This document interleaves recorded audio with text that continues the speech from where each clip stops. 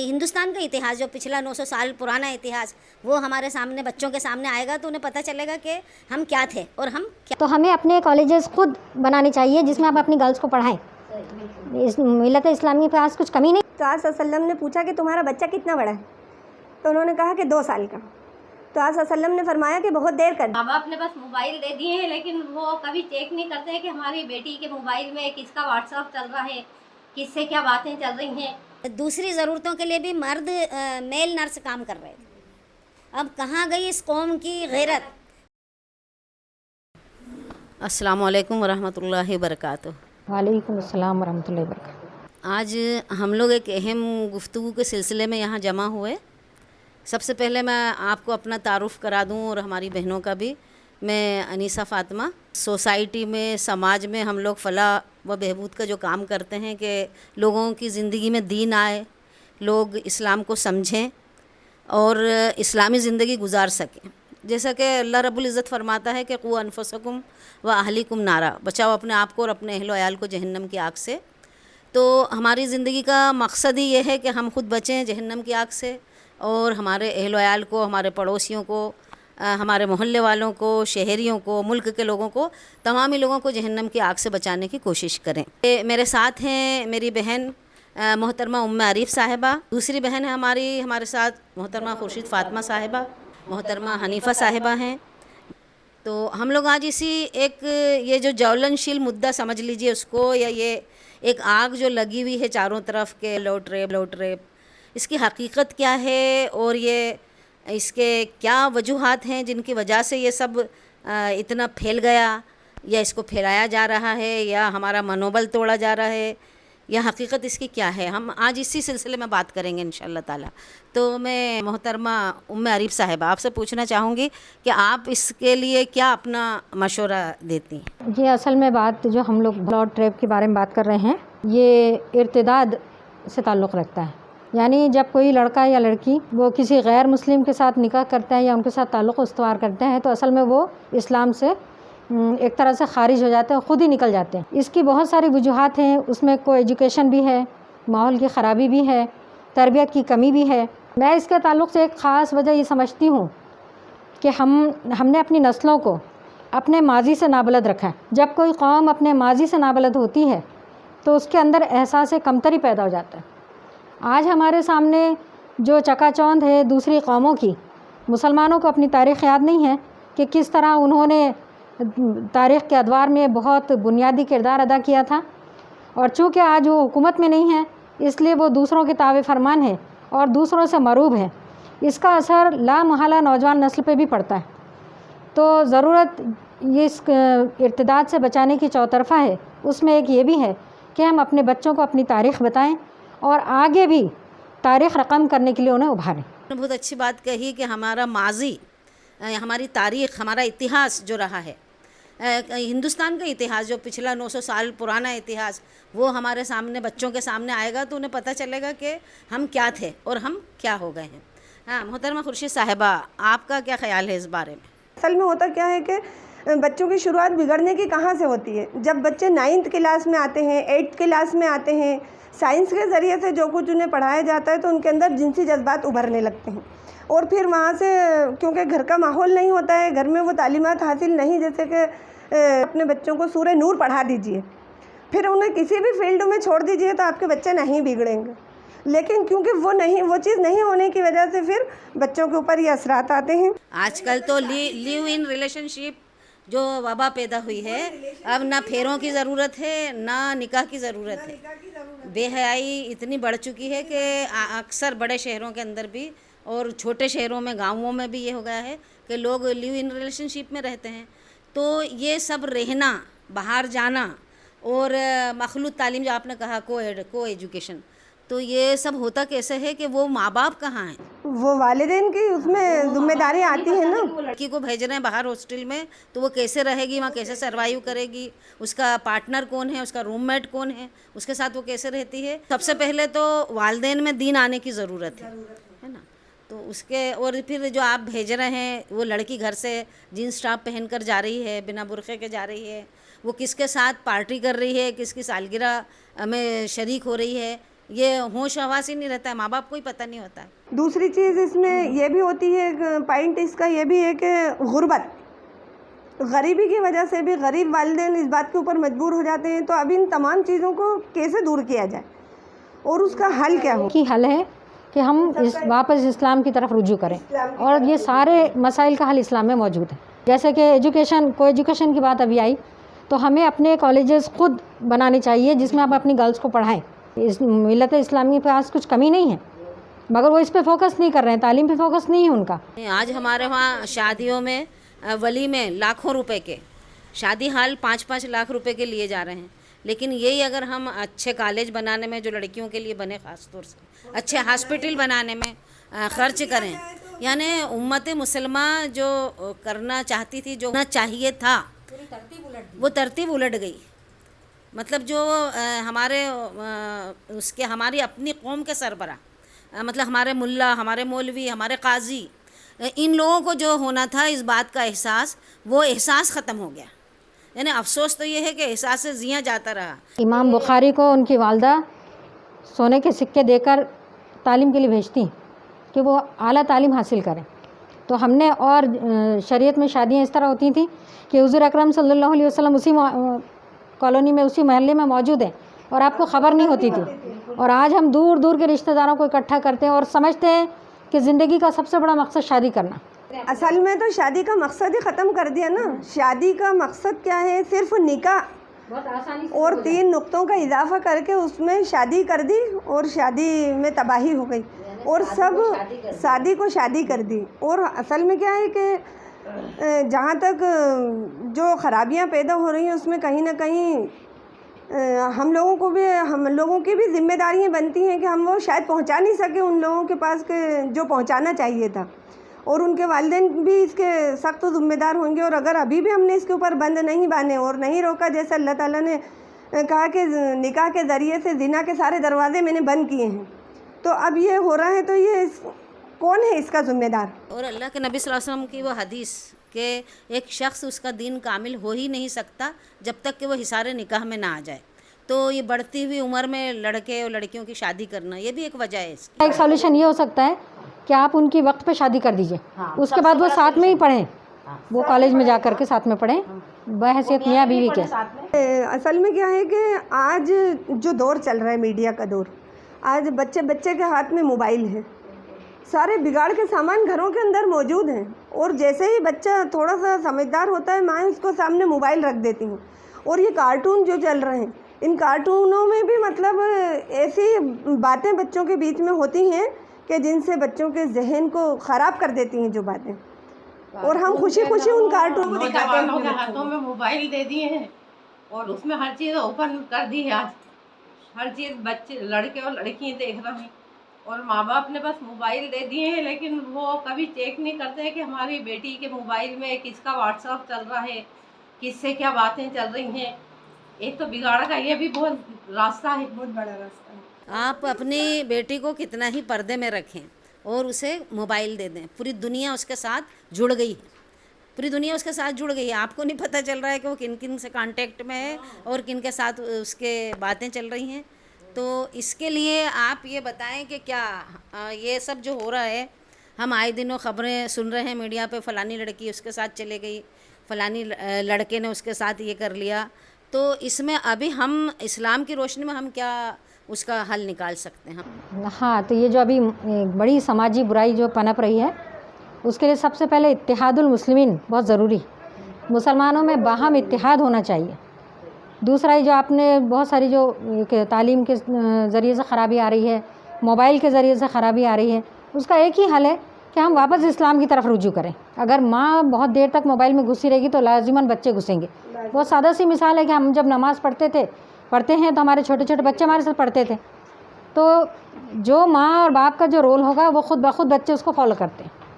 तो पहले वालिदैन को अपने आप का जो घर है उसको एक इस्लामी माशरत का नमूना बनाना होगा, तब बच्चे खुद ब खुद इस्लामी माहौल में ढलेंगे। और अगर आपने बचपन में उनकी जो पुख्ता उनकी तरबियत कर दी तो आप उन्हें कैसे भी माशरे में छोड़ दीजिए, इंशाअल्लाह ताला वो उस माशरे का असर कबूल नहीं करेंगे। ये ज़रूरी है कि उनकी तरबियत बचपन में कर दी जाए। इसीलिए हुक्म है कि बच्चा जब 7 साल का हो जाए तो उसे नमाज के लिए कहो, और अगर 10 साल तक ना पढ़े तो फिर सख्ती करो। اللہ کے رسول صلی اللہ علیہ وسلم کے پاس ایک صحابی آئے اور کہنے لگے کہ اللہ کے رسول صلی اللہ صلی اللہ علیہ علیہ وسلم مجھے اپنے بچے کی تربیت کے بارے میں کچھ ہدایت دیجیے. تو آپ صلی اللہ علیہ وسلم نے پوچھا کہ تمہارا بچہ کتنا بڑا ہے؟ تو انہوں نے کہا کہ 2 سال کا. تو آپ صلی اللہ علیہ وسلم نے فرمایا کہ بہت دیر کر دی. تو وہ صحابی پھر کہتے ہیں کہ یا رسول اللہ میرا بچہ 2 سال کا ہے. تو آپ صلی اللہ علیہ وسلم نے فرمایا کہ جب بچہ ماں کے پیٹ میں ہوتا ہے جب سے ہی اس کی تربیت شروع ہو جاتی ہے. اور آج ہم اس سے کتنے نابلد ہیں کہ ہوش ہی نہیں رہتا ہمیں ہمارا مقصد کدھر جا رہا ہے, ہم کدھر جا رہے ہیں, شادی کس لیے ہو رہی ہے, کیا کرنا چاہیے, کس لیے اللہ تعالیٰ نے ہمیں دنیا میں بھیجا ہے, سارا مقصد ہم نے کھو دیا. کیا فرما رہا اللہ تعالیٰ تو کہ کنتم خیر امت اخرجت للناس تامرون بالمعروف وتنہون عن المنکر وتؤمنون باللہ, کہ تم ہی وہ بہترین امت ہو جو لوگوں کی فلاح کے لیے نکالی گئی ہو, ان کو اندھیروں سے نکال کے روشنی میں لانے کے لیے نکالی گئی ہو. اب جب وہ امت ہی سو جائے گی تو پھر روشنی کون دے گا؟ اور امت تو یہ سوچ رہی ہے کہ آج سامنے والے کے دوسرے کی بیٹی گئی ہے تو مجھے کیا فرق پڑتا ہے. نہیں تو جبکہ امت مسلمہ کو بیدار ہو جانا چاہیے. بیدار اور اس کے لیے گھروں گھر دین کا کام کرنا بہت ضروری ہو گیا. یہ کہ سمجھنا ہم پڑے اسلام گا کی تعلیم کو عام کریں کہ آج جو ہمارے معاشروں میں خاندان میں جو ماحول چل رہا ہے ہم اس کو دیکھیں کہ مسلمان گھرانے کی مائیں بیٹیوں کو کیسے لے کے جا رہی ہیں. کہیں شادی میں جا رہی ہیں تو وہ باریک کپڑے پہنی ہیں بیٹی ہیں, بال کھلے ہیں, خوب میک اپ میں لپی پوتی ہیں. تو یہ سب اسلام نے تو ان سب سے منع کیا ہے. سورہ نور اور سورہ احزاب میں بتایا گیا کہ اے نبی صلی اللہ علیہ وسلم مومن عورتوں سے اور مسلمان عورتوں سے کہہ دو کہ جب وہ باہر نکلیں پہلی بات تو اپنے گھروں میں ٹھیک کر رہیں, اور ضرورت کے وقت جب وہ باہر نکلیں تو اپنے آپ کو پوری طرح سے چھپا لیا کریں. لیکن آج امت مسلمہ کی بیٹی ہیں تو سر عام اپنی نمائش اپنی زینت کو ظاہر کرتی پھر رہیں گی. تو اس کو کیسے روکا جائے؟ اس کو اس طرح سے روکا جا سکتا ہے کہ کسی چیز کا اندازہ جب کسی شخص کو یہ ہو جاتا ہے کہ کتنی قیمتی چیز ہے, یہ دین اور ایمان کتنا قیمتی ہے, تو اس کی قدر کرے گا. ابھی یہی نہیں معلوم امت مسلمہ کو کہ ہمارا دین اسلام جو ہمیں ورثے میں مل گیا ہے, جو ہمیں والدین سے مل گیا ہے, اس کی قیمت کیا ہے. اگر وہ قیمت پتہ چل جائے امت کی بیٹیوں کو تو وہ کسی حال میں بھی مر جانا پسند کریں, آگ میں جل جانا پسند کریں, لیکن ایمان کا سودا نہیں کریں. لیکن ہوا یہ ہے کہ ایمان کو اتنی سستی چیز سمجھ لیا گیا کہ ایمان کو چھوڑ دینا کوئی بڑی بات نہیں رہی. تو جب ایک ہی جیسا ماحول رہے گا, ایک ایٹماسفیئر بن جائے گا, بے دینی, لا دینیت اور دین سے بیزاری, نہ گھروں میں دین کا ماحول نہ باہر ماحول, تو رفتہ رفتہ کوئی بری چیز ہمیں بری نہیں لگے گی.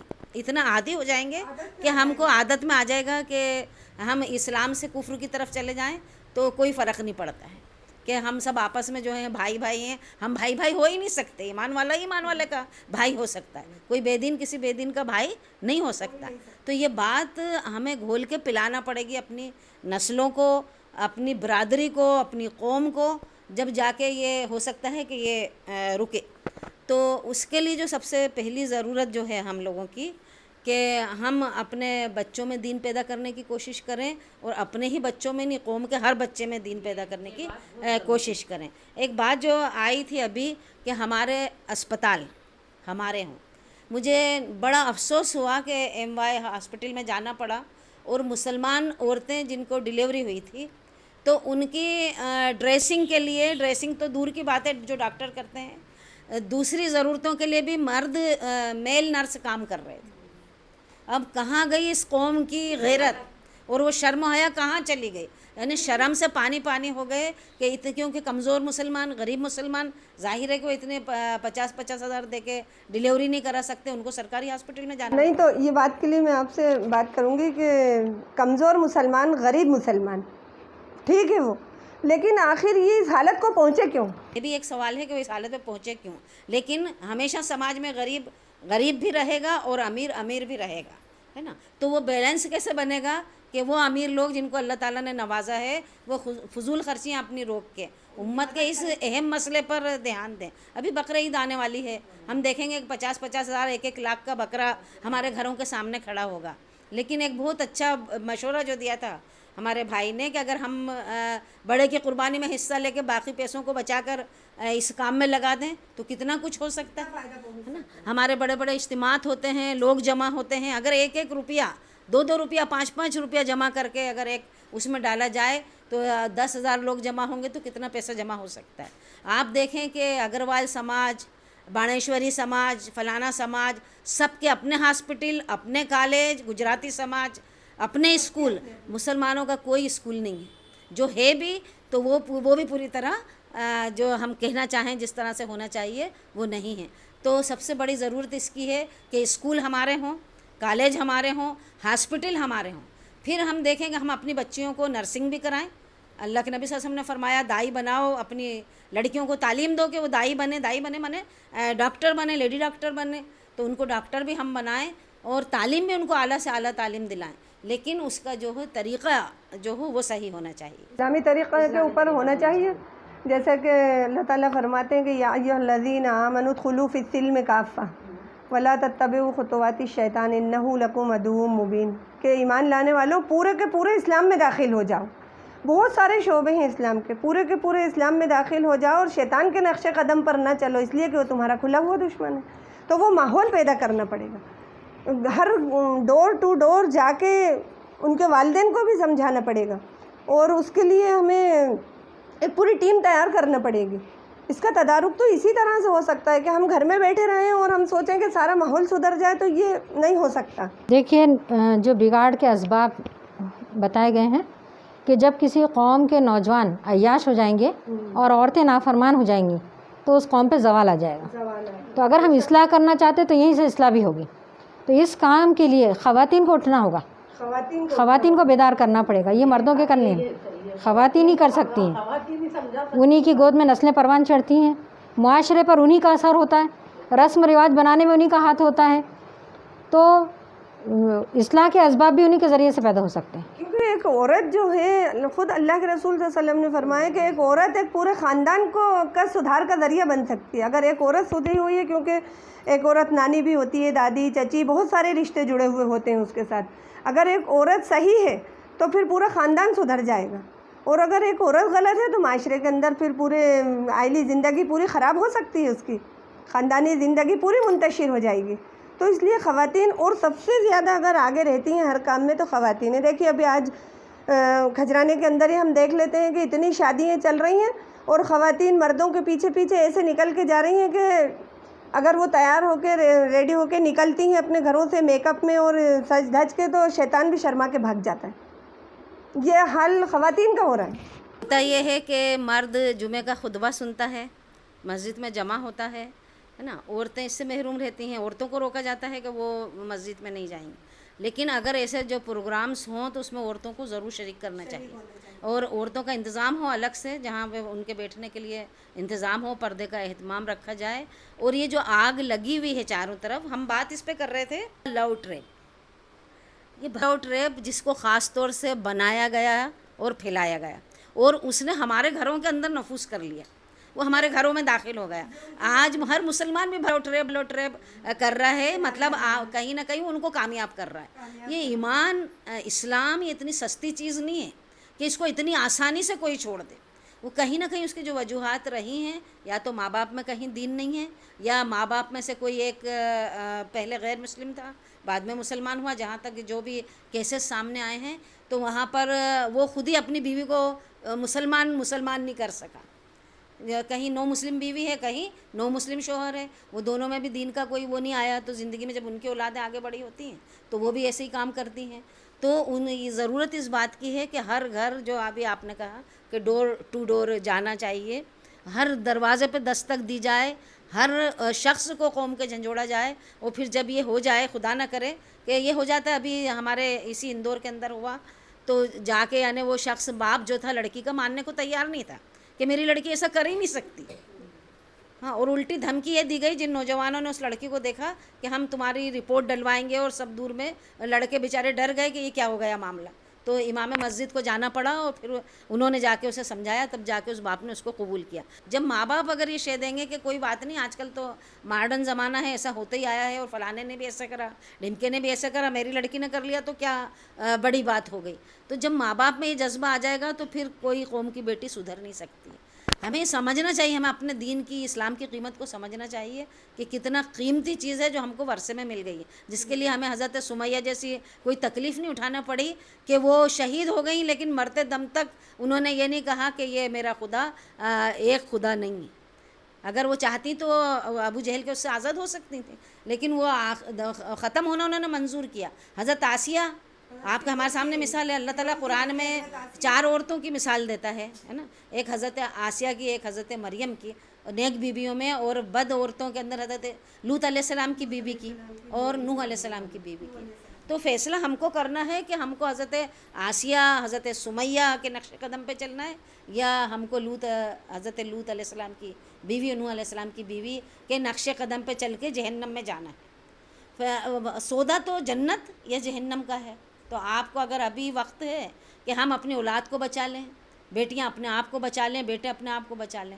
کل جب یہ ہم کھو چکے ہوں گے، اس کے بعد پلٹ کے جب گھر آئیں گے تو سماج میں ہماری کوئی عزت نہیں رہے گی، کوئی وقار نہیں رہے گا، سب آپ کو حقیر نظروں سے دیکھیں گے اور آپ کا پوری طرح سے سوشل بائیکاٹ ہو جائے گا. کوئی حقیر نظروں سے نہیں دیکھیں گے، بلکہ آپ کے بچوں کے لیے بھی بڑے مسائل کھڑے ہو جائیں گے.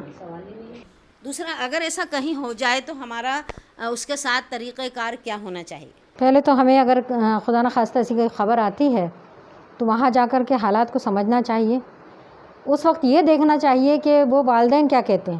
ایسا ہمارا ایک کیس میں ہمارا جانا ہوا تو وہ اپنی بیٹی کو پچکارے جا رہے ہیں. تو مطلب یہ ہے کہ ان میں خود میں بھی شعور نہیں ہے، شعور نہیں ہونے کی وجہ سے یہ معاملہ ہوا.